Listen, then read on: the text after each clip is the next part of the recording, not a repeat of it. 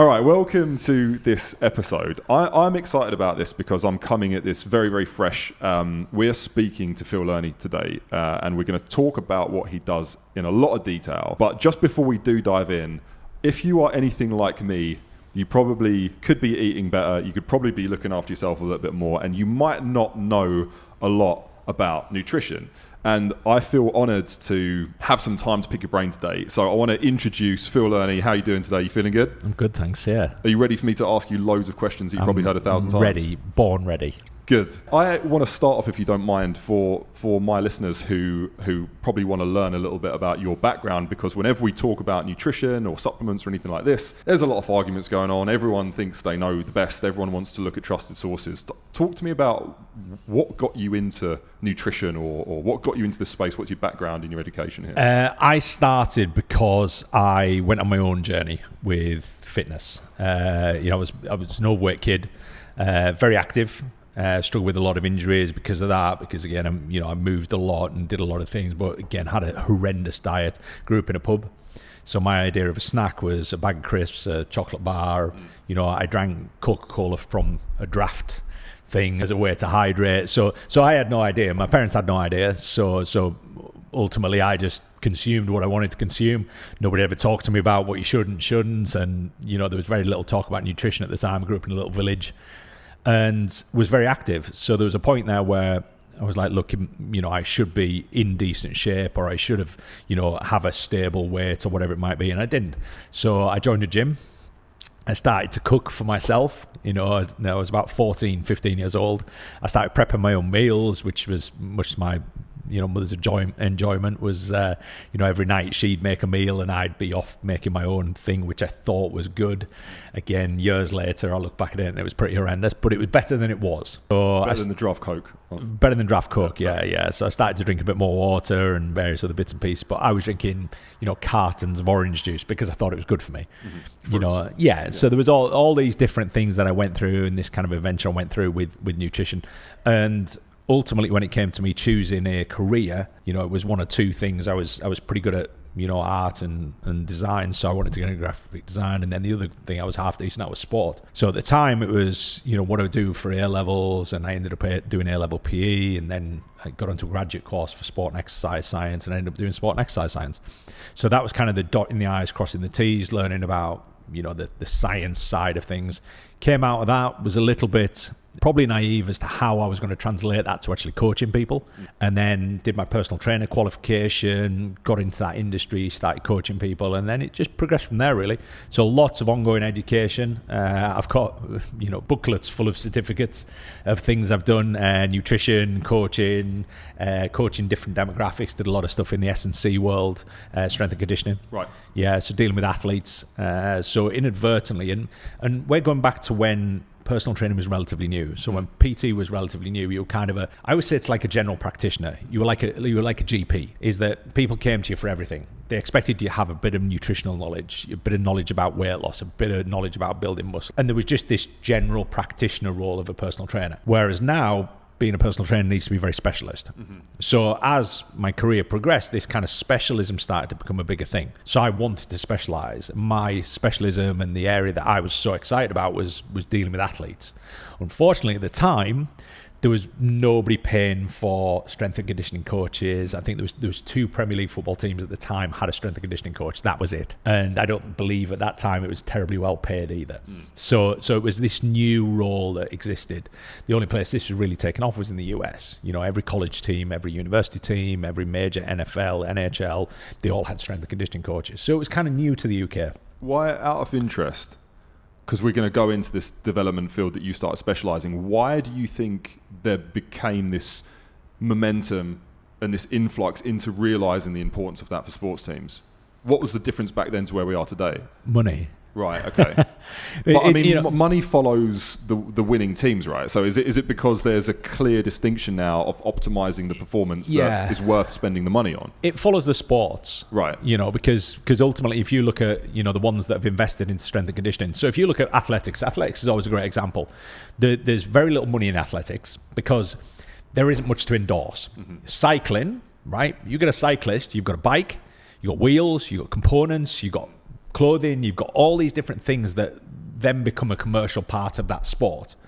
And then obviously you've got spectators. You've got, people don't go to the Tour de France and they don't pay to watch the Tour de France. You just walk out onto the street.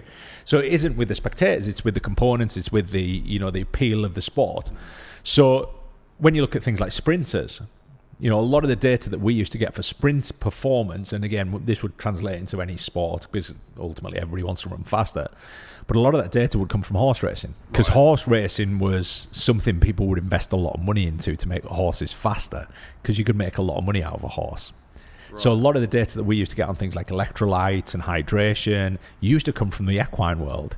What, as in like the blood work of horses going in? Right, okay. That's interesting. Yeah, so they used to... So we're talking decades ago here, but round where I grew up in Cumbria, there's quite a lot of big race horses.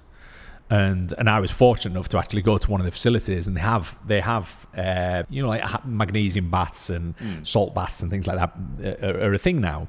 People ice cold, ice baths and cold water immersion and all of those things. They've been doing them with horses for decades. And they used to have these big submersion baths. So they'd walk the horse onto a platform, and the platform would just lower and it'd fill up with water, and it'd be full of magnesium and sodium.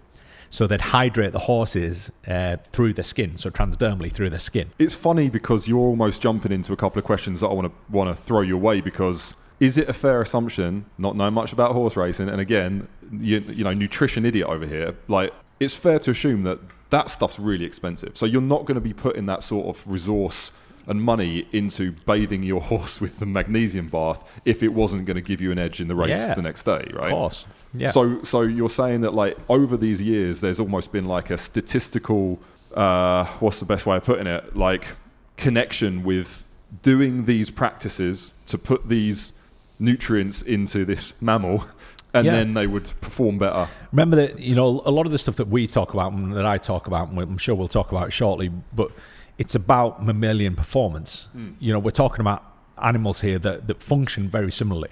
We have variables and we have differentials, but essentially if you train a horse, you train it in very much the same way you train a human being. You still do intervals, you still do fartlek training, you still do all these different styles of training, but you're just doing with a horse. So the modalities are very, very similar. The way that you would coach a horse with things like sleep patterns is exactly the same. So does this go back to your history then? So you're in Cumbria, you're seeing a lot of this stuff being applied to horse racing. You're thinking about this from an economical perspective, understanding that you want to help people, but of course at the time there wasn't much money in it. And then is that where your speciality started to develop, where you went, hold on, there's a gap here for enhancing people through similar methods? Not really, because what happened was there was kind of the default thing of growing up around people who raced horses. I had my auntie and uncle did carriage racing, and that wasn't this sort of high end sports performance for horses. Yeah.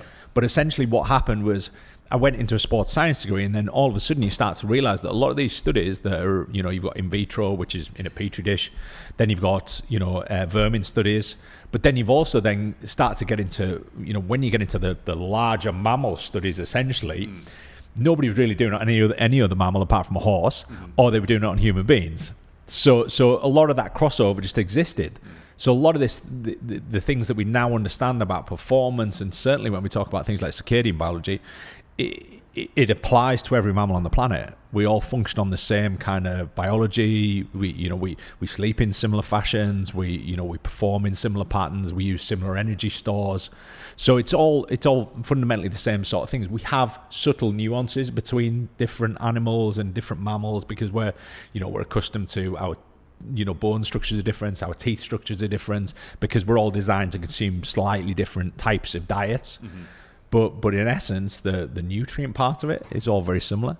We all need sodium gradients in order to pull fluid into cells. That applies to all mammals. So this, and then this brings us back to then your starting point in life was this clearly fascinated you. Like this massively, yeah. And talk to me a bit about like how do you feel your speciality focus? Like what do you consider your lane that you went into was what in particular? Well, my lane was, my first attempt at a lane was sports performance, but then very quickly realized that I'm actually picking up more general population clients than I am sports performers.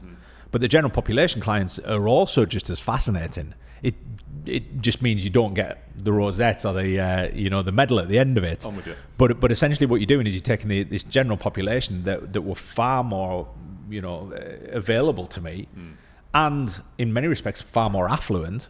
So if you're talking about a service that can potentially be quite expensive, we're not talking, when you're looking at sports performance, a lot of these athletes, they don't have the revenue to do that. I understand. Because they're doing hobbies. They're doing hobbies and they're doing them at this professional level, but there's very few professional sports in the UK where, certainly even now, that pay well enough for somebody to pay for an external coach. You won't find many top-level athletes who have got personal trainers or strength and conditioning coaches unless they're provided by the federation themselves, because there isn't enough capital in it. Yeah. Whereas I take somebody who's the owner of a business in central London, they've got loads of capital. Yeah. So if they want to coach 3 or 4 times a week, I'm available. And the performance narrative is the same. Because remember, when we're talking about performance, we're talking about cognitive and physical performance. Essentially, if we just bracket into those two things, it's my brain and mental performance versus my physical performance. And these marry up. If we're looking at, strength and conditioning, a lot of strength and conditioning is about how do I get the brain to signal certain things to the muscle to get it to perform better.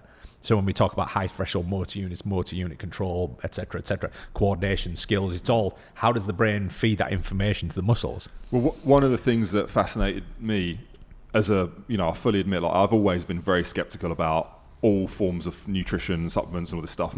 In my household, my mum's one of those people that has a cabinet of every pill you can imagine. And ever since growing up, I've always looked at this stuff and been this just doesn't feel normal. It's not right for me. And then when we started talking a while ago, there was one thing that really resonated. And, forgive me if I'm quoting you wrong, but you basically said, at the very least, if you could look at making someone's sleep as kind of effective and as optimal as possible, if you could just get, if you had 2 athletes side by side almost, both with the same kind of bone structure, muscle density, whatever, get one of them to sleep well, chances are the next day they're going to outcompete their 100%. rival.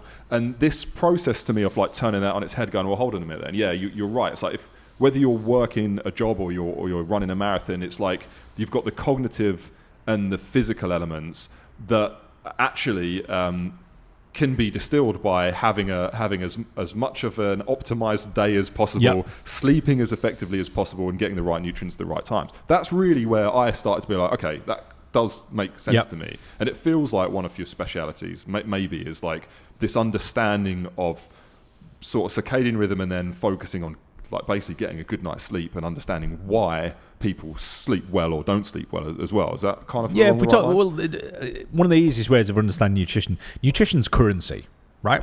So if we just treat it like a currency, right? So you have X amount of money, and you're going to be able to buy or purchase a certain amount of things with that X amount of money. Okay. Right?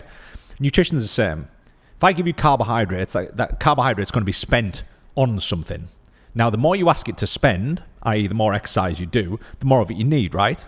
Logical. Yep. Yeah? So it's exactly the same with micronutrients. So when we talk about micronutrients, vitamins and minerals, the more you use those vitamins and minerals, or the more you demand from you physically and cognitively, because remember, the two main sources of energy output as a human being, well, the only real sources are cognitive and physical output. Our brain is responsible for, our brain burns 20% of our basal calories.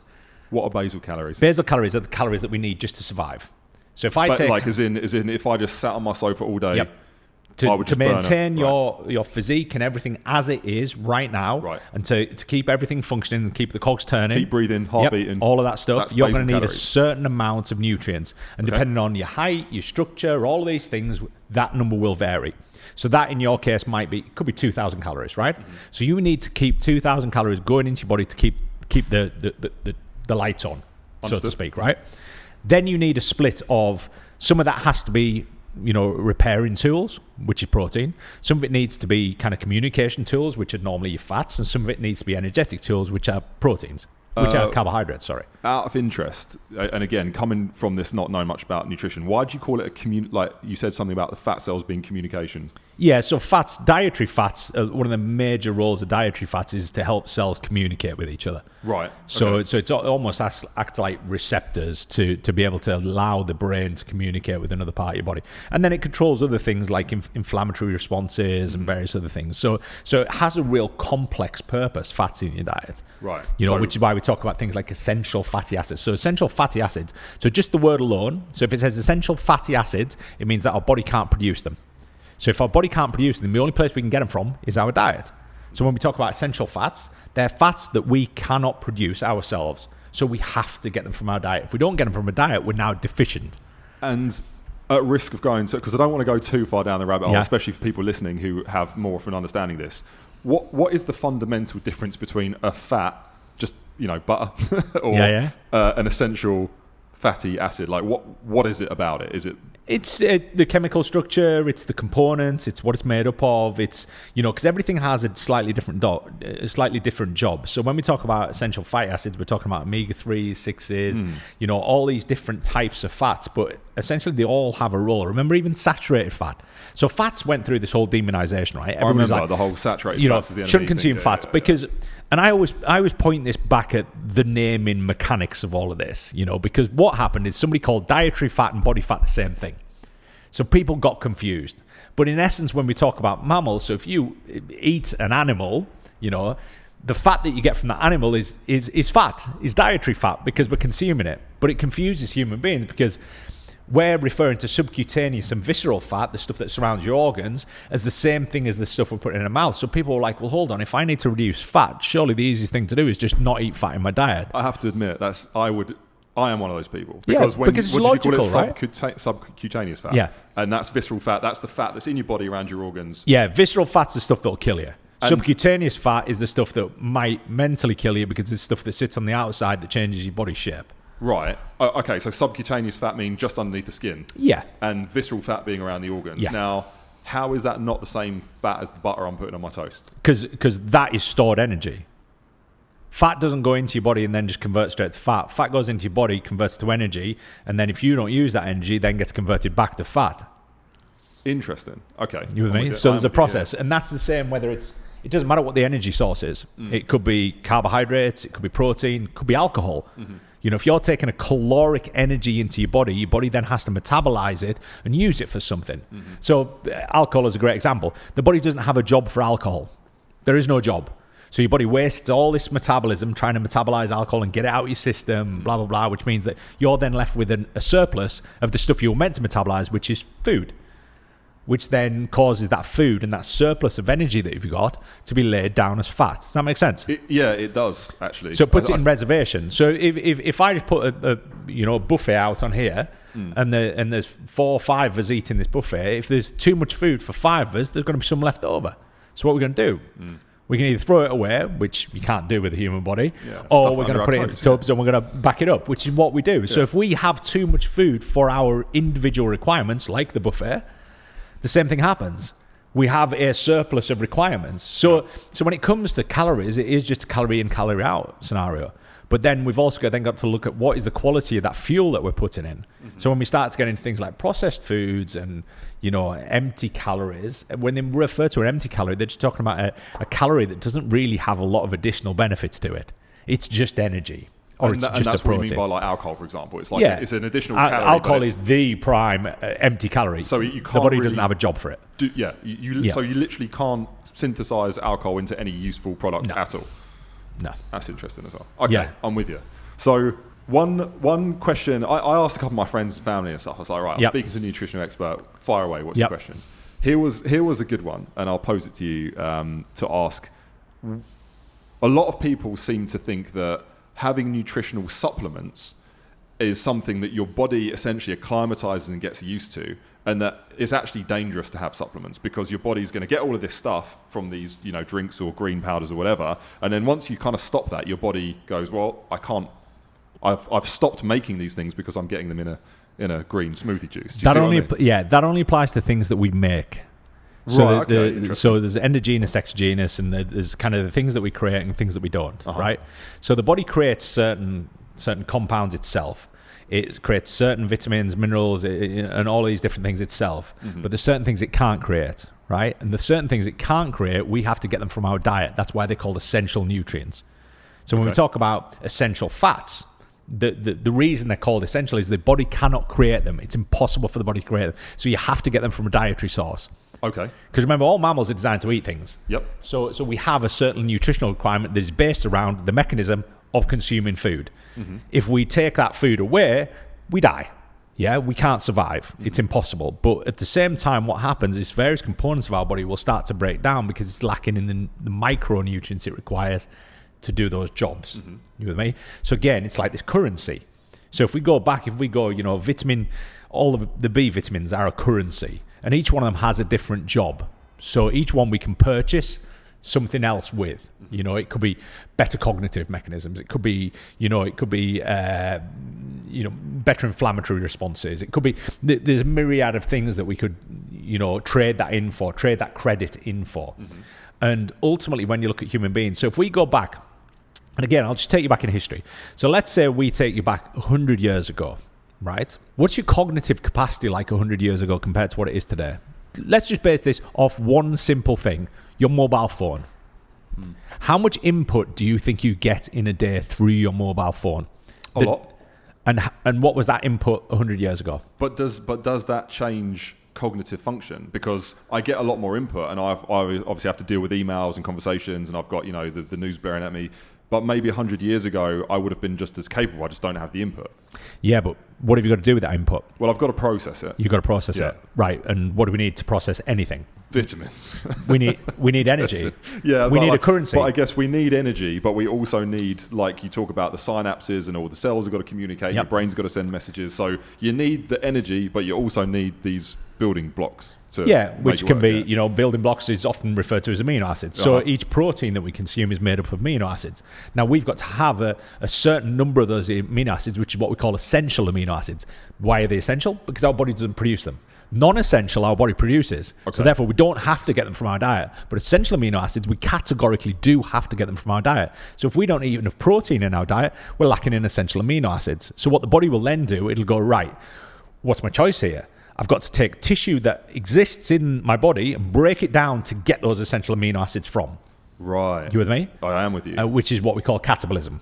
So catabolism is your body breaking itself down. So when we catabolize something, we break it down into smaller components so we can use it for something else, right? Okay. So if we're lacking in nutrients, either something falls and fails and falters, or the body will steal it from somewhere. And if the body steals it from somewhere, what's happening is the body's going backwards rather than forwards. It's breaking down what it's already built to get the basic ingredients to use. Which is essentially part of aging, right? So when we talk about anti-aging is about feeding your body with all the nutrients it requires for as long as we possibly can.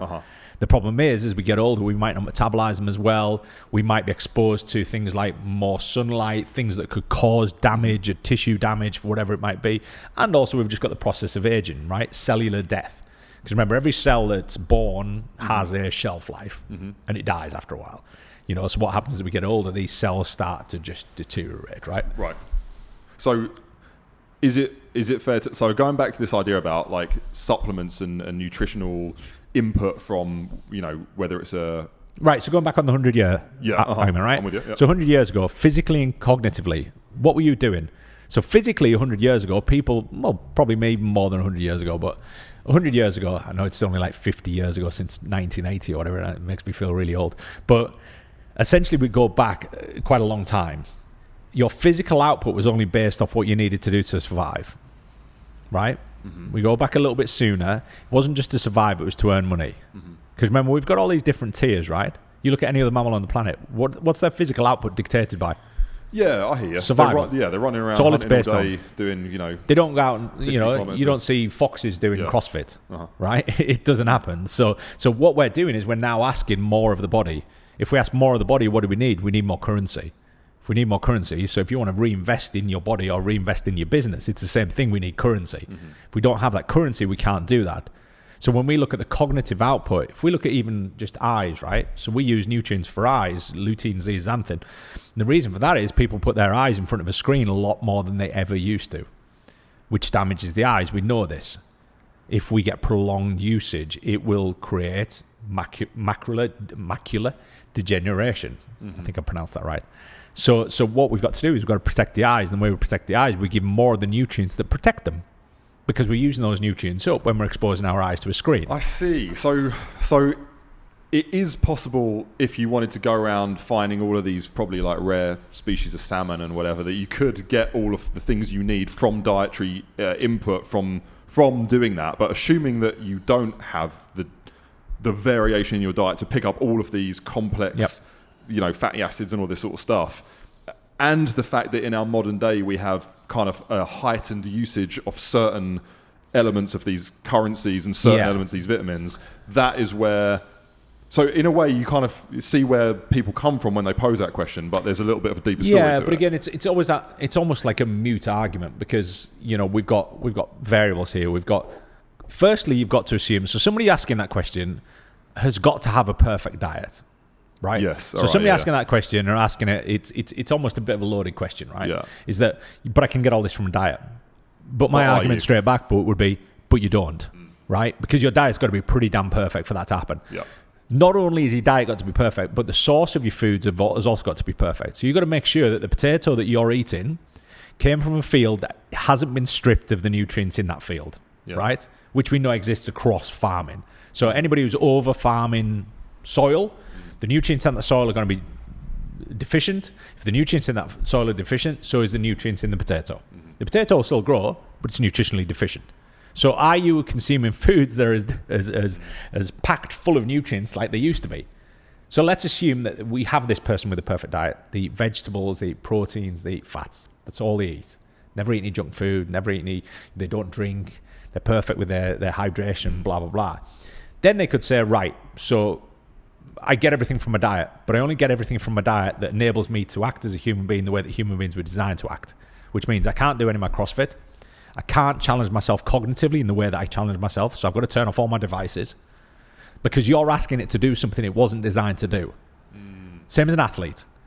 If you look at athletes, why 100 years ago? So if we take running, 4-minute mile, Roger Bannister, right? 4-minute mile said it was impossible to do.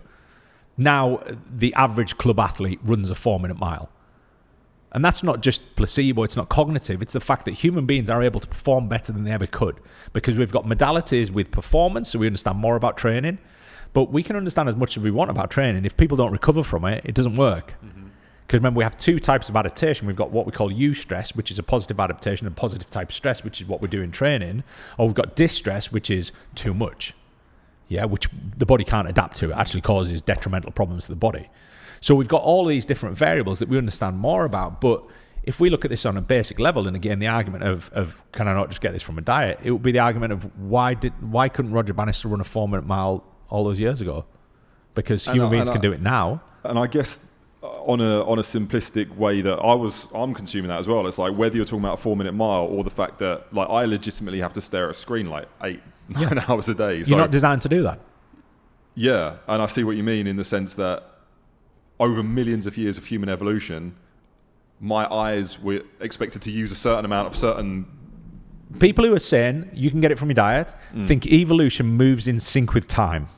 Yeah, I hear right? you. Yeah. They're saying that as we invent new things, you're evolving just as fast, which means my eyes are fully tuned in and know how to handle a screen. They don't. Even though it took 1 billion years for it to develop. They I'm don't. with you. Okay.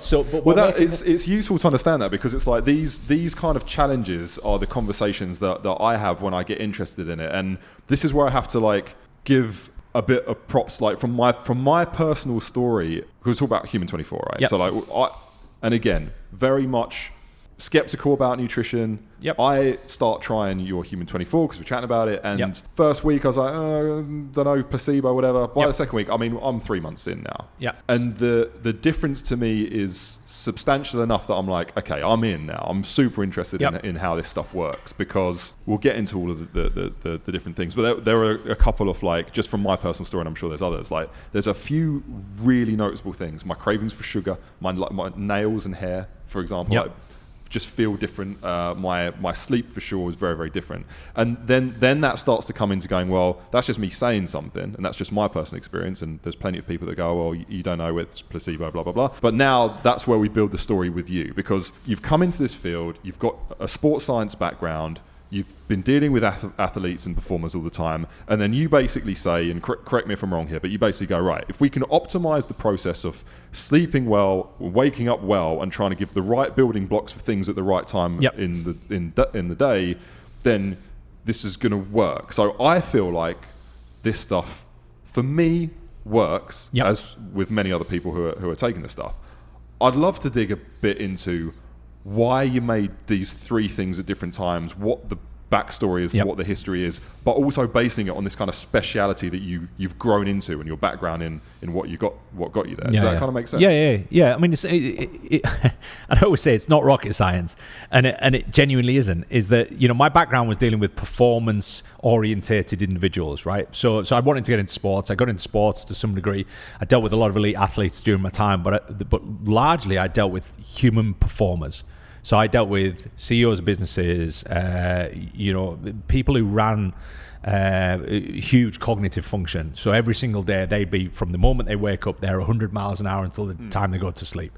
And the problem with running at this 100 miles an hour and expecting to move with, like we talked about before, about evolution, right, is that the demands on the workforces nowadays, and we hear a lot about mental health now, you know, and the reason is because we're asking our brains and our bodies to do these obscene things that we're not adapted to.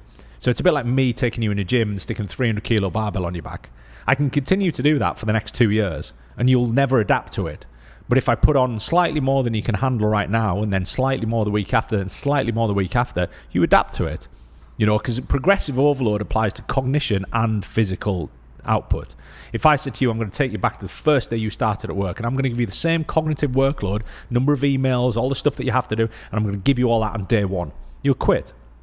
Because you're going to look at it and go, there's no way on this planet that I could get through all of that, which is stuff that is just second nature now to you.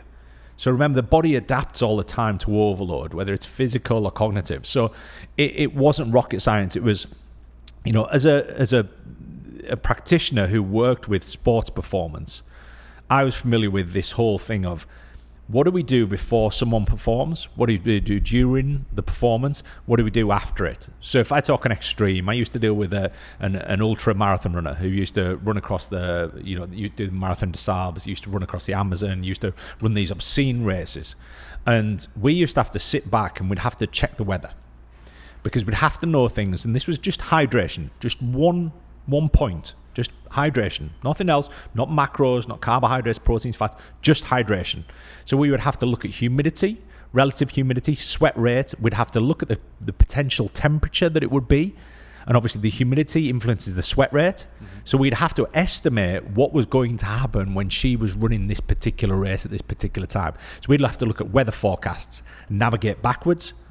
And what we'd do is we'd decide what type of formula of hydration she would need. Would she need more fluids? Would she need more sugars? Would she need more electrolytes? So it would determine whether it was what we call a hypertonic, a hypotonic, or an isotonic formula, which means that the concoction has to have a different ratio of carbs, fluid versus electrolytes, which is sodium, potassium, magnesium primarily. So we'd have to apply all of this science to the fact that she was going to go, as someone who grew up in the UK, to a climate she wasn't adapted to. You know, she hadn't got used to it. She hadn't progressively overloaded into that environment. She'd never done that. She's just going to drop herself straight into it. So therefore, the nutritional demands for her body at that particular point were way different to what they would be under normal circumstances. If she'd ran that ultramarathon in the UK, she'd have been fine. She's adapted to it. The altitude's the same. Everything's the same. Humidity is the same. It's what she's used to. Temperature's the same. It's what she's used to.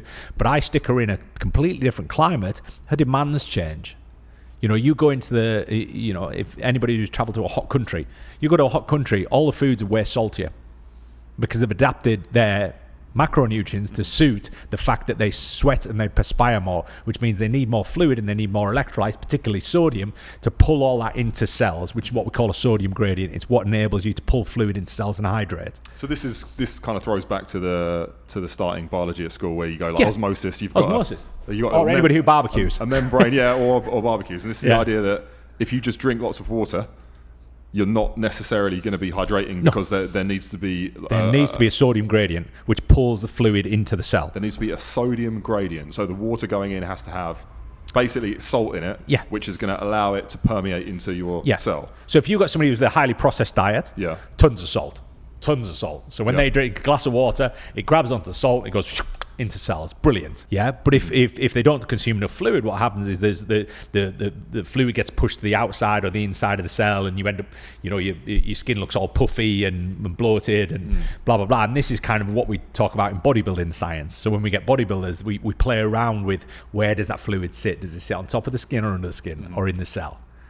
So you start messing around, but that's a whole different story. But with an athlete, what we want is with an athlete who wants to physically perform, we want all that fluid in the cell. Because then we've got what we class as cellular hydration. Right. We don't have just enough water, because enough water floating around in your blood doesn't mean that you're hydrated. It has to be in the cell for hydration to occur. So if you think about someone who wakes up in the morning, when you wake up in the morning, you're coming out of a fast. So there's a period of time in which you haven't consumed food. Now, what happens when you fast is your insulin levels go down. When your insulin levels go down, your kidneys do this cool thing where it starts to pump out sodium. And it's just part of the regulatory mechanism. So I know that when somebody wakes up in the morning, if they've gone a period of time without food, which is everybody that wakes up in the morning, if they breathe through their mouth, which again, mechanically, we're not designed to breathe through our mouth. We're meant to breathe through our nose. But if you breathe through your mouth, you lose a lot more fluid. If you've got cheap bed sheets, and I say cheap bed sheets, I say cheap because you can't really get good quality bed sheets for next to nothing. So the type of cotton, is it breathable? Can your body regulate its temperature? Because if you've got synthetic sheets, what's going to happen is your body's going to sweat. So you're going to lose more fluid. So you become dehydrated. So when you wake up in the morning and you have your 2 glasses of water, the problem you've just done is you've just diluted the sodium that exists. Right, okay. I see. Yeah, you with me? Yeah, I am. Yeah. You're not adding in the major component of hydration that you need, which is the electrolyte. So which is why a lot of people, they wake up in the morning, they get their glass of water and they drop a little Himalayan salt into it. And you hear these little myths and these things in the well-being space where people go, well, put lemon juice in it, which again, the alkalizing thing is a whole different ballpark, but they put lemon juice in it probably just to make it taste a little bit better, and they put a bit of Himalayan salt in it. That's your sodium that will pull the fluid into the cells. Like I said, it's not rocket science. Being cognizant of this podcast not ending up being like 5,000 hours long, because every one of these things I think is like a fascinating rabbit hole to go down. So I've almost got to pick my questions carefully here, because I want to come back to this woman's running the Amazon, or whether you're talking about the bedsheet thing. You're saying that in different circumstances, people have different exposures to elements that will either draw too much or too little off certain nutrients. Correct. So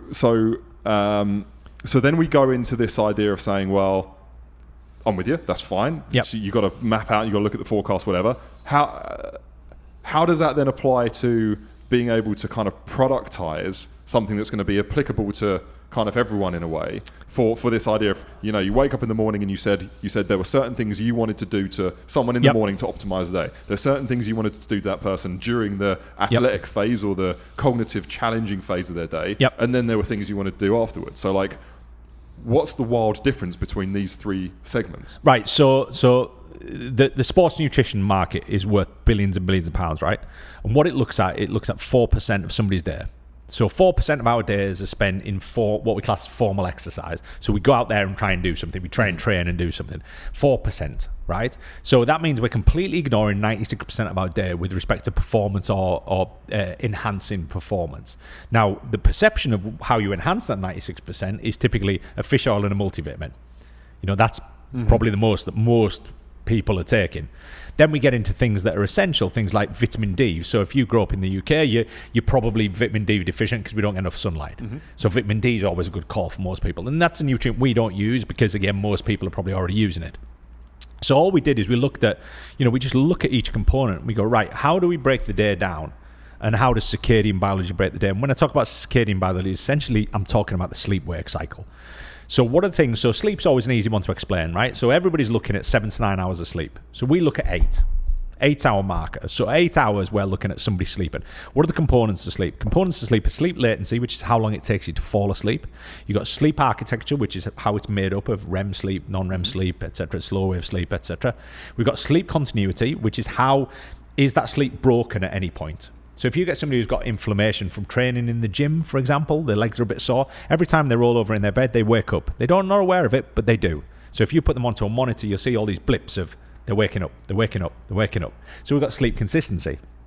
Then we've also got sleep duration, which is the marker that most people go by. So I'm aiming at 7 to 9 hours of sleep at night. You speak to the government, they'll give you duration.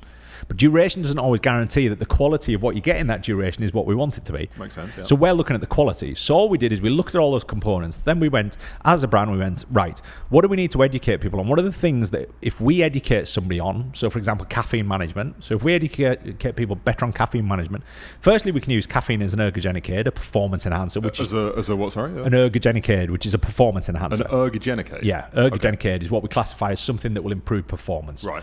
So we can use caffeine as a performance enhancer rather than just something that patches up bad sleep, which is largely what it does and what most people use it for. So things like caffeine management. So we need to talk about that. When you say patching up bad sleep, you're talking about that in the morning, right? Okay. Yeah. So someone sleeps badly, they come in, they get some caffeine. If somebody sleeps badly, they wake up the next morning, they're in sleep debt. So they have to use a tool to offset that sleep debt, otherwise they'll fall asleep. Right. Okay. And the problem is, as human beings, we're not the average mammal. You know, we don't wake up and then go, feeling a bit tired today, I'm just going to have a lie down by this tree. We don't do that. We go into work. So what we've got to do is we've got to find a tool that's going to keep us awake when our body is going, I need to sleep here.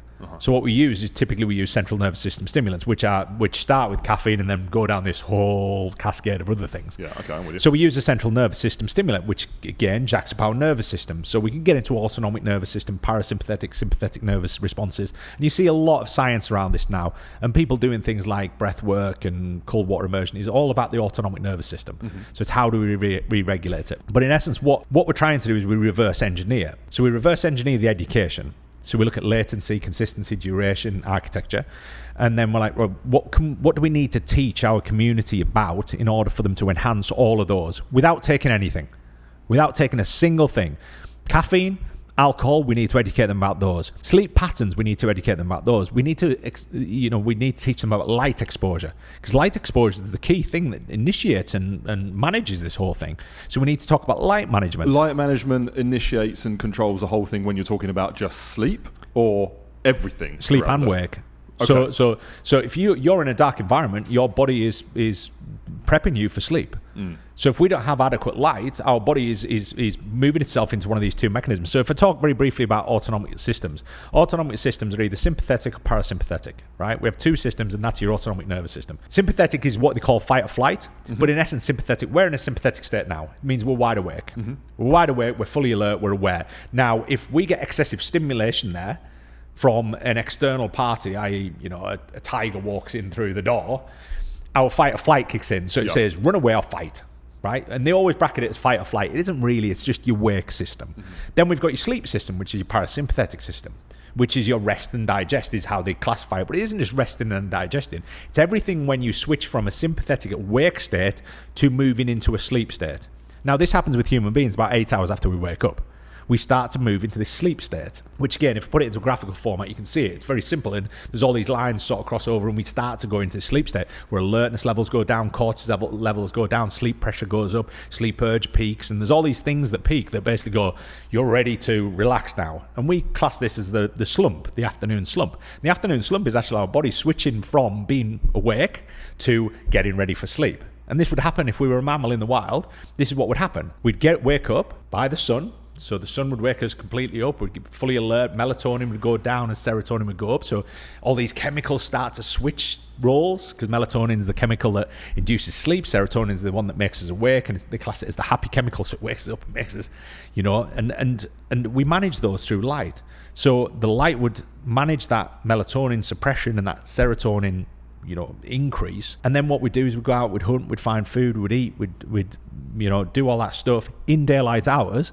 And then as the sun starts to go down, we then switch into our parasympathetic and we start to rest, we start to digest, we prep ourselves for sleep, and we fall asleep. So if you look at like fasting, the 8-16 rule of fasting, it's circadian biology. 8 hours is what we're meant to be awake for. So we wake up in the morning, and if you look again across at the amount of daylight exposure that we get across the globe, everybody can get 8. Even in areas where there isn't much sun, everybody can get 8. I was going to say, because my partner's Norwegian. You go up to North Norway, and it's like all of the data that we pull on light management is from Scandinavia.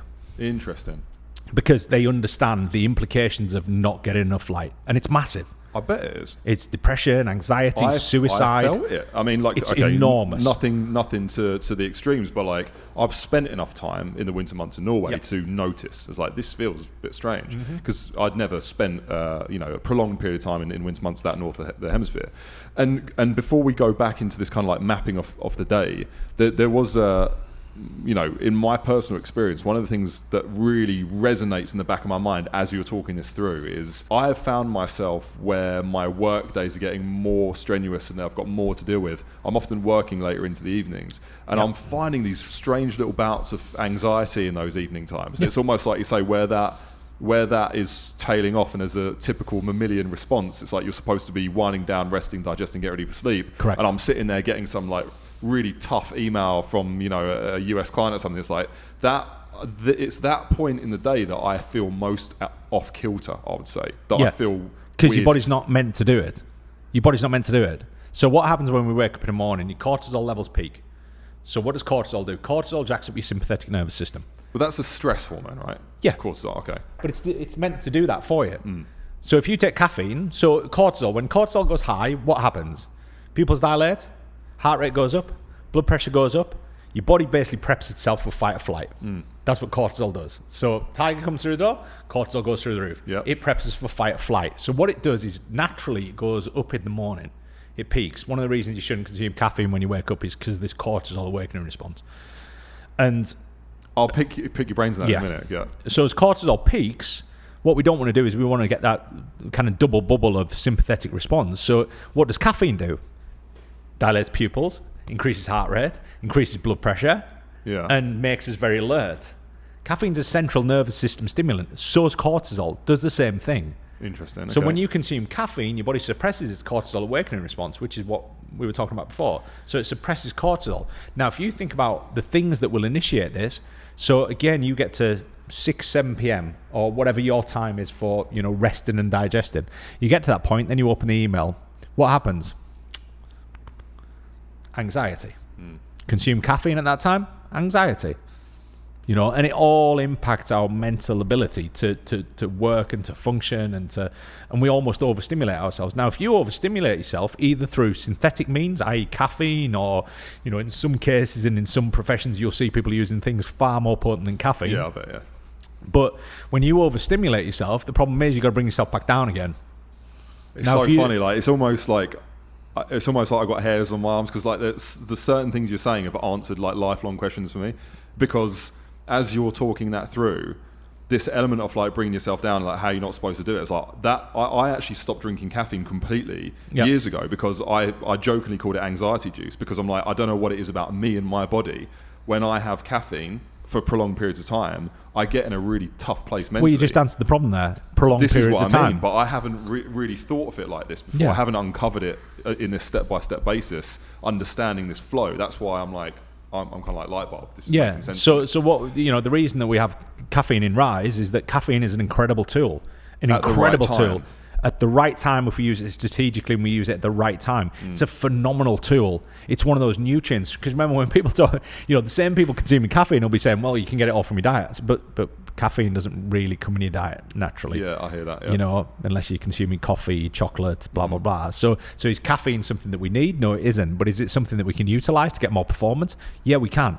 So when people say, I don't need supplements, they're still drinking a cup of coffee every morning. That's a supplement. Yep. Caffeine is a supplement, whatever way you cut it up. And it's one of the best supplements in the world. But the problem is we don't use it, manage it very well.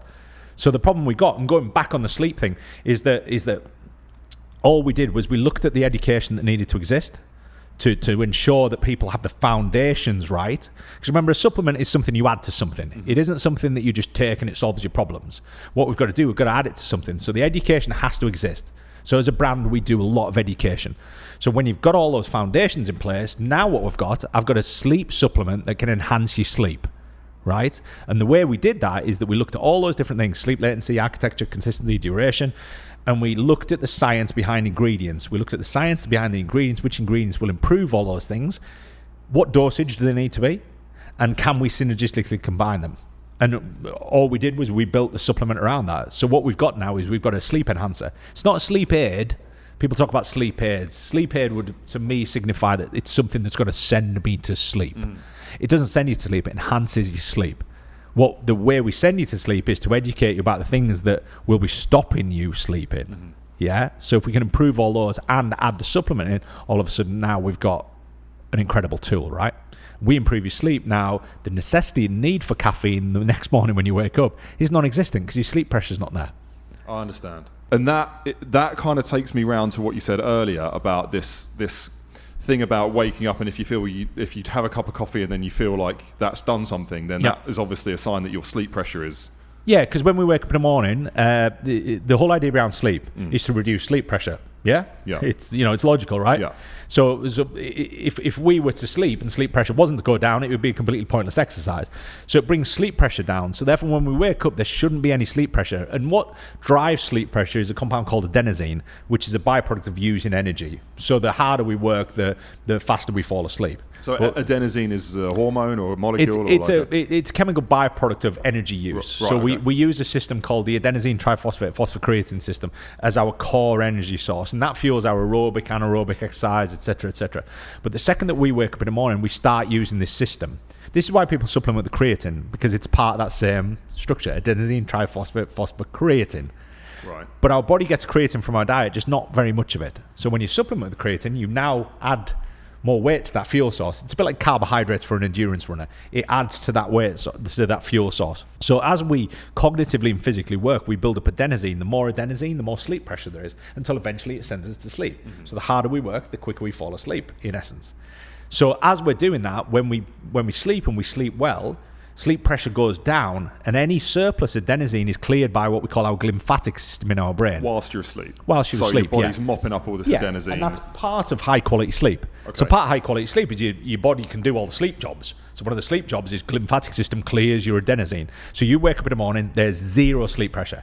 So there's no need for a stimulant. If you sleep well. If you sleep well. So the assumption would be is you're sleeping well. Now what's happening in the morning is your cortisol is waking you up. So cortisol continues to go up for about 45 to 60 minutes after you wake up. And the reason for that is it's jacking up your sympathetic nervous system. Okay, I'm with you. The same thing that caffeine does. Yes. Okay. So you don't need something synthetic coming in and doing it, because you've already got something that naturally your body is producing to do it for you. But it just takes longer. It doesn't take longer. Did you say it takes like 60 minutes or whatever? Yeah, but again, caffeine, by the time you've consumed it, it's going to take 30, 40 minutes before it actually gets into your system and doing its job.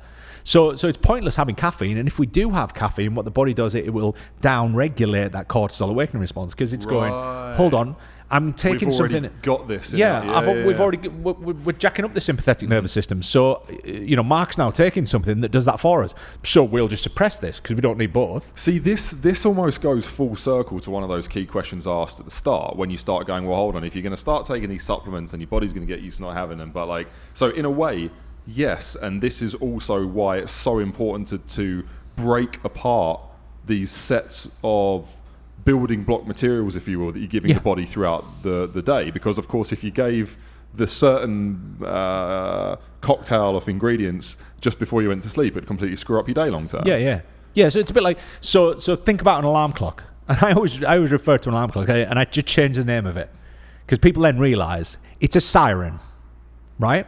What happens when a siren goes off? Cortisol spikes. Cortisol spikes. Yep. Heart rate goes up, pupils dilate, you get ready for an emergency. Yeah. So it's the same reaction that you would have if you stepped out into the road and a car suddenly screeched to a halt. Yeah. Same feeling, same sensation. Yeah. Same as when you get that crappy email. So I need to get new bed sheets, get rid of the alarm clock. Or the worst one's the phone, isn't it? But remember, an alarm clock that's what it's designed to do. Yeah. It's designed to jack up your sympathetic nervous system. So when the alarm goes off and there's this noise out of the blue, you're like, whoa! I'm going to wake up and all these things kick in, right? But your cortisol naturally does that anyways. So if you set your alarm for a period of time, a couple of weeks at the same time, your body will wake you up just before the alarm goes off. Because what you do is you entrain your cortisol awakening response to wake you up just before the alarm goes off. There's got to be a lot of people listening like me that go, I know that feeling. Like where you literally almost Seconds. like clockwork, and you're like, how is that possible? Yeah. How has my body got this attuned? It's entrainment of your cortisol awakening response and your circadian biology. Yeah, as soon as that certain level of light is in the room, you're like... Yeah, and it's not just light, it's the fact that your body doesn't want to wake up to a siren. It goes, hold on, I'm managing this. So if I just wake them up before this siren goes off, and I know because every cell in the body has a clock attached to it, You know, we know what time it is. You know, if somebody who eats regularly, they'll know what time it is by how their stomach feels. You know, my stomach's grumbling. Oh, it must be like 3 o'clock. Oh, it's 3 o'clock. You know, I guess so. This goes back to what you're saying about before you even entertain the idea of putting nutrients in your body and taking supplements. It's like there's so much that can be done without touching the thing. It's foundations. Yeah, the foundation. So for us as a brand, we're like, look, we can give all the education away for free. You know, and if we can give all the education away for free, you know, we stamp ourselves as the authority in that space, which we are. You know, we're the only brand that are doing this. We're the only brand that is categorically talking about it. I mean, caffeine. You know, we have a caffeinated product, but we will tell you categorically that you shouldn't take caffeine for the first 60 to 90 minutes of your day, and you also shouldn't consume caffeine after the first 6 to 8 hours of the day. Now, if I'm selling a caffeinated product, so if I'm an energy drink or a coffee manufacturer or whatever it might be, you want to sell as many units as I want you to continue to consume caffeine after the first 8 hours of the day, because that guarantees you're going to wake up the next morning with disrupted sleep. And if you do, you've got sleep pressure. What's the tool that every human being uses to offset sleep pressure? Caffeine. So that's the game. That's sell the as many circle. Units and then get the just goes around. Yeah. So if I can disrupt your sleep, you know, so why do coffee shops not close at 2 or 3 o'clock in the afternoon? They should. Because there's a moral obligation. If you're selling a supplement or an ingredient that we know is disruptive to sleep, which we know scientifically, caffeine disrupts human sleep, mammalian sleep. It disrupts it. Categorically, there is no argument. You know, and I'll still get people who'll go, well, you know, I have a coffee late at night and I sleep absolutely fine. I bet you if we put it on the sleep monitor, we'll find out otherwise. Because remember, their idea of sleeping fine is what the government dictates sleeping fine, 7 to 9 hours. 7 to 9 hours of sleep isn't high quality sleep. And this is where you talk about the makeup of that sleep, the REM, the different phases. So if we talk about alcohol, you know, alcohol, 2 units of alcohol, which is one drink, probably not even that. So one drink will affect your sleep quality by about 9%. So you're going to wake up the next morning, everything else being solid, and we talked about things like quality bed lid and all those different things. All of those things will impact your sleep quality, right? If you get onto a bed you've never slept on before and it's the wrong firmness, blah, blah, blah, you will have disrupted sleep. So all those factors, take all those factors into the equation and say they're all going to be perfect. Best you're getting is a 9 out of 10, right? With 2 units of alcohol. If you have 4 units of alcohol, best you're getting is 6 out of 10. So you're going to affect your sleep quality by 40% with alcohol. So it doesn't matter about the duration. So it kind of doesn't scale linearly. It's like doesn't matter. So you can go 8 hours, 9 hours, 10 hours sleep. You'll still wake up the next morning tired because the quality of sleep has been impacted. Now, if you add caffeine into the mix, so you've decided you're going to go out of a few drinks, but you're going to have some caffeine and alcohol together. Now, what you've got is you've got a central nervous system stimulant and a central nervous system depressant there. Now, again, go and speak to a cardiologist about what happens there. So that's an absolute, you know, it's a storm. It's a car crash, right? But people do it because they want to stay awake, to stay out and party and continue to do what they do. So they take central nervous system stimulants with central nervous system depressants, which are alcohol. Because remember the pattern that people go through. So if you think about, and I always talk about teachers, and I was speaking last night at an event, and one of them was a teacher. And I, you know, firstly I empathise kind of with the fact that teaching is difficult. It's very stressful, it's very challenging, it's cognitively hugely demanding, but it has a culture. Just like every other profession has a culture. We go into the city, the culture isn't caffeine, it's things that are way more potent than caffeine, right? So there's a culture, and the culture is the coffee. This is why people say it's teacher breath, because they smell of coffee, right? Because teachers notoriously overconsume coffee because they have these breaks set out during the day, and the culture is you go in, you have a coffee with your colleagues. But this goes on all the way through the day. So what you've got now is you've got a teacher who's going to get home whose central nervous system is way too jacked up. So they're not going to sleep. So what they do is they grab themselves a central nervous system depressant, which normally equates to a couple of glasses of wine, a beer, whatever it might be. So what that central nervous system depressant does, it brings down the central nervous system reactivity, which you're getting from the caffeine, but it doesn't metabolize the caffeine. So the caffeine's still there. So what it does, it knocks you out. You fall asleep, but caffeine's still getting to work, damaging your sleep. So you've got the accelerator and the brake on at the same time. So now what you've got is you've got somebody who's essentially, you know, and I'm not stating this as an absolute, but you've got someone who's to some degree a functioning addict because they need both compounds, who is constantly battling sleep. So the way they battle sleep is they use their trusted sword of caffeine and they go caffeine, caffeine, caffeine, caffeine. Now, if I'm trying to sell caffeine, what do I want you to do? I just want you to consume caffeine all day. Because if you do, I create the problem and I also create the solution. From a commercial perspective, that's almost, it's almost like business suicide for us to tell people that we have a caffeinated product, but you shouldn't consume it after the first 8 hours of the day. Or we could just release it and go, use it whenever you want. So then this comes down to, in a way, because look, the thing is if you're listening to this now and you feel like there's unanswered questions and more rabbit holes to explore. I mean, Phil, you've got tons of content out there, and I know that you've gone in lots of these different areas, and your knowledge base and your speciality just goes niche in so many different directions. That's why this is just almost a hard thing for me to skim over, because every one of these points I kind of want to deep dive into. But I feel the way I'm understanding this is it's a complicated problem, which is why the arguments are so severe on both sides. I get why people now would say, oh, you shouldn't take supplements, does this and this, because there's method to the argument until you dig a little under the surface and actually go, yes, whilst that's correct, you've got to consider this stuff. And as we sort of look to round up on this, and we talk about Human 24, which is the product that you've made and you specialized in. If we were to go for like almost 2 stages of advice, and the first bit of advice being like, don't have the stuff, but do these like top 3 things. And then the second being, have Human 24 and focus on these 3 things. How does that work for you, and how you want people to think of your brand and using it? If that makes sense. One doesn't exist without the other. If we don't educate you on the things that you should be doing to enhance your sleep on a base level, our pre-sleep product is not really going to do its job as well as it potentially could. So we want what we have in these supplements to do its job incredibly well. So if you take Rise, for example, which again has caffeine in it, if you're going to take Rise 2 or 3 times a day, it doesn't do its job very well anymore. Because it has a job. So each one of these we designed with a job in mind. One is morning optimization. One is hydration. So our Hydrate is for hydration, cellular hydration.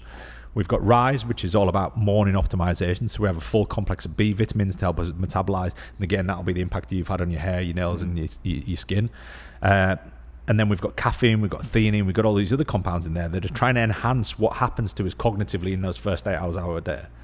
We've then got that problem of the afternoon slump, which again is this biological meeting of sleep pressure elevating and our body switching from this sympathetic to this parasympathetic response. So what we've got there is we've got this moment where we can solve every single one of those problems with caffeine. That's the irony of it all. All these things that happen in the afternoon. So sleep pressure, if we want to reduce sleep pressure, because caffeine is what we call an adenosine receptor antagonist, it will block adenosine from reaching the brain. So sleep pressure goes down, sleep urge goes down, cortisol goes up, alertness goes up. So all these problems that we have in the afternoon when we get to this slump point is going to be fixed with caffeine. The problem is the second you fix it with caffeine, you now damage your sleep immediately. So if I'm selling you caffeine, which is what I'm not doing, I understand. I want you to take it at that point, because I can guarantee you're going to wake up the next morning tired. And what you're going to do, you're going to reach for our product. Or you're going to reach for a product with caffeine in it. So what we did is we designed Flow, again, with all those things in mind, that what can we extend without damaging your sleep? The only thing we can really extend is we can elongate alertness. So we can allow you to remain alert for a little bit longer, and that's why we use nootropics. So we use nootropics, we use electrolytes again, we also use B complex vitamins, and we have some adaptogens in there, which are all designed to enhance that period of time. Because remember that this 9-5 day was invented in 1926. It was just plucked out the air. Henry Ford decided my workforce is going to work 9 to 5. There's no biology considered. There was no this, that, the other. And again, we're talking about Scandinavia before. What they're doing is they're bringing all the university start times earlier, because they know mechanically this is how people work. So if they bring all the university start times early, their grades go up, because they know that they function better in those first 8 hours of the day. So if you can get all of your cognitive work in the first 8 hours of the day, you're going to smash it. And remember, when I say first 8 hours of the day, isn't this fundamental wake up at 7 scenario. When you choose to wake up is entirely up to you as a human being, because we can control and regulate light. That was what happened when we invented the light bulb. We can now control and regulate light. So for me, when I wake up in December, we're pretty much there now. When I wake up in December, the problem is the time I wake up in summer, it's now pitch black dark in the morning. So I go to my office and I turn on a seasonal affective disorder light. So instantly my optic nerve gets hit with this light and this clock starts. So that means I can go to bed at the exact same time in winter. So I regulate my own rhythm.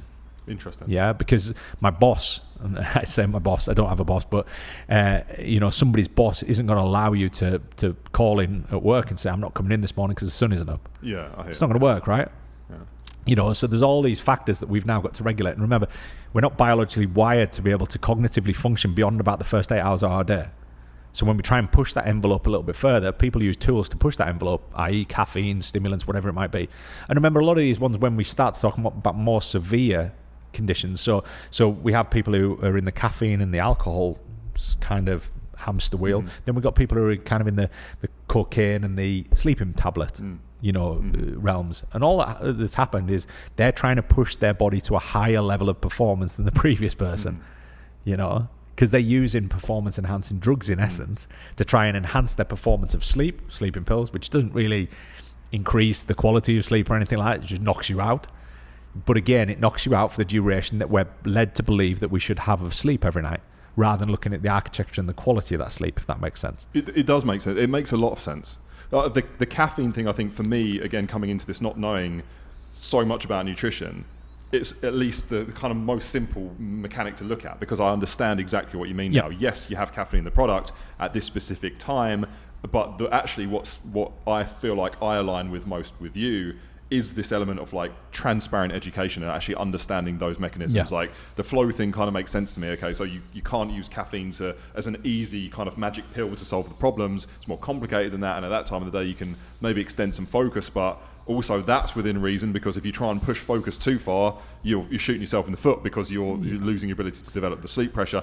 And then the one at the end of the day is to build your sleep pressure to get a good night's sleep. And that's the beauty of the kind of three-stage approach. So I feel like the biggest thing for me was, I mean, I'm a scientist at heart, right? My background's physics, and I've spent my life in music. So I've spent my life on the road and getting up at different times and performing, and it's nice to finally find, I think, something that is scientific in its most foundational form. Well, I guess that I understand, but more importantly, when I've had it, I do feel that difference as a skeptic. So I got to take my hats off to you for taking the time to look and understand all of these 100 different mechanics that you haven't even discussed because we don't have time. But like I know, even with a smile on your face, that there's just so much that's gone into this thing. And I guess I just really appreciate the time and the fact that you've taken the time to talk about it, and knowing that there's 1,000 other things. How would you want to wrap this up? Like, what's the message that you would give to people out there who have taken the time to listen and understand more about nutrition as a whole, but specifically optimizing sleep and their days? Yeah, I mean, there's always going to be a lot to unpack, but it's like nutrition. It's like, when we look at nutrition, the problem that we have as human beings largely is a lot of the problems that we face from a health and wellness perspective is that we're looking at short-term gratification, right? And part of the problem, again, when we talk about flow, for example, we put flow in the afternoon. It doesn't solve your problem immediately, but what it does, it prevents the problem happening and getting worse. But people don't really like that. What human beings do, and from a dietary perspective, the biggest problem we have from a dietary perspective is people want short-term gratification. They want to consume foods that jack up the dopamine.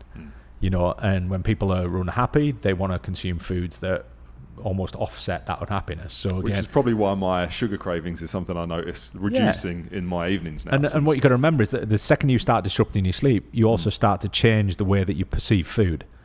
So these all create this cascade. And we didn't get into kind of the mental health, the heart health, the wellness, but there's a whole myriad of things that happen when we disrupt this rhythm. And part of us re-regulating this sleep-wake cycle is to improve that health, all those health markers. Because remember, we get a lot of metabolic consequences, we get a lot of mental health consequences. I mean, one of the easiest ones to understand is stressor reactivity. So stressor reactivity is essentially when you lack in sleep or you disrupt your sleep cycles, your ability to handle stressful situation goes down. So therefore, you're going to be very short, you're going to be very abrupt, you're going to make bad decisions. And remember these. Yep, sounds right. And remember these decisions is all of this has a massive cascade effect on every other part of your life, right? And what we're going to remember is that the impact of this re-regulating this is enormous. We're not just a brand that is looking at performance. We're looking at people being able to coordinate and manage their lives way better. Because if I can do one thing, if I can hydrate somebody, I know their cognitive and physical performance goes up because science tells us. If I can improve your sleep, I can push you harder. You can push yourself harder. If I make sure that you're not exacerbating and putting yourself into this hamster wheel of constant tiredness. I'm going to change your social life. I'm going to change the way that you react to stress. And I'm also going to move a ton of health markers the right way. So there's a lot more to it than just performance and a bunch of supplements that do little things at different times. It's designed with a bigger kind of picture in mind. But yeah, there's a lot to unpack, but it's stage by stage. You've got to absorb kind of the baseline education that we give, because again, that is about getting the most out of the supplements rather than just consuming something think it's going to do something that it possibly can't do. Because if you're consuming 800 milligrams of caffeine throughout a 12-hour day, a 16-hour day, Rise isn't going to do a lot for you. Because firstly, it's not strong enough. We'd probably have to put 200-300 milligrams of caffeine in there for you to feel it. And remember, one of the challenges with supplements is always that people want to feel something. And we didn't create our supplements in that way, which is what a lot of supplement brands do. They'll stick a bunch of niacin or beta-alanine in there or something that will make people tingle or feel something, or they'll put loads of caffeine in, which makes people a little bit shaky. And they're like, oh my God, my supplement's working. When in fact, that's a negative effect. We don't want that to happen. So, we constructed them around happenings, and thankfully for us, the world of tech is assisting us massively. So people who wear Oura rings, Whoop straps, Apple watches, we move the numbers on them. So when people take our supplements, they're like, oh, my sleep actually has statistically improved, which is great. So yeah, think about the basics, the fundamentals before you start to think about any type of supplement, be it ours or anybody else's. But you've also got to think about what are your requirements as a human being. You've got to understand that modern day requirements, if you ask somebody who pushes themselves cognitively and physically, you are going to need supplements in your diet, because there's no way on this planet you're getting that from your diet. I love that. And what a great way to round up. I mean, just before we do, how do people find out more about you if they want to learn more, if they want to get deep into the world of Phil Learning? www.human24, so hmn24.com. You'll find a bunch of articles on there. There's a ton of podcasts. We have a Live and Form podcast. We've had some amazing guests over the last few years on there, and we talk about different elements and different components. Obviously, there's a lot of information on the site about the products and how the products work and how they work. And obviously, I'm dotting around doing podcasts and educational stuff all the time. So you'll always catch me somewhere, whether it's online or in person. Well, Phil Learning, I love your work. Thank you so much for doing this. I've loved this, so thank you. I'll catch you next time. Thank you.